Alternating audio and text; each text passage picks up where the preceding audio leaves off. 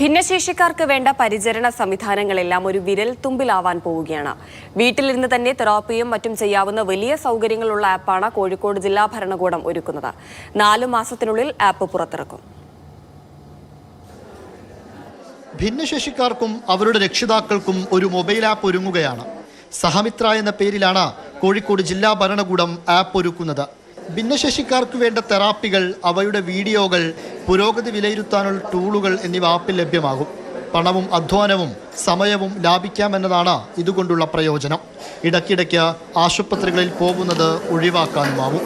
First is നമുക്ക് application എങ്ങനെ curriculum എങ്ങനെ ഡിസൈൻ ചെയ്യാം, അർലി ഇൻ്റർവെൻഷൻ ആണെങ്കിൽ അർലി അസസ്മെൻറ്റ് എങ്ങനെ ചെയ്യണം, അർലി അസസ്മെൻറ്റ് ചെയ്തിട്ട് എങ്ങനെ നമുക്ക് ഒരു കുട്ടിയിൽ ഐഡൻറ്റിഫൈ ചെയ്യാൻ പറ്റും. കുറച്ച് ഡിലേ ആണെങ്കിൽ പിന്നെ ഒരു പുതിയതായിട്ട് ഇപ്പോൾ എലിമെൻറ്റ് നമുക്ക് നോക്കുന്നുണ്ട്. ഈ പേരൻസും ഫോർ എക്സാമ്പിൾ ഒരു കുട്ടിയിലേക്ക് ഒരു ചെറിയ ഇഷ്യൂസ് ആണെങ്കിൽ, ഇഷ്യൂസ് പോലെ നമുക്ക് പറയാൻ ആവശ്യമില്ല. ചിലപ്പോൾ കുറച്ച് സ്പീച്ചിൻ്റെ ഡിലേ ആണ്, ഒരു 4 മാസം ഡിലേ ആയി ഒരു 2 വയസ്സിൻ്റെ കുട്ടിയിൽ.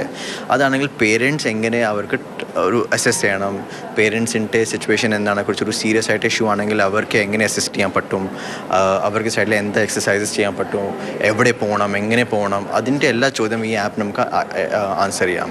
സംരംഭത്തിന് കേരളത്തിൽ നിന്ന് തിരഞ്ഞെടുത്ത ഏക ജില്ലയാണ് കോഴിക്കോട്. 40 ലക്ഷം രൂപ ചിലവിലാണ് ആപ്പ് വികസിപ്പിച്ചെടുക്കുന്നത്.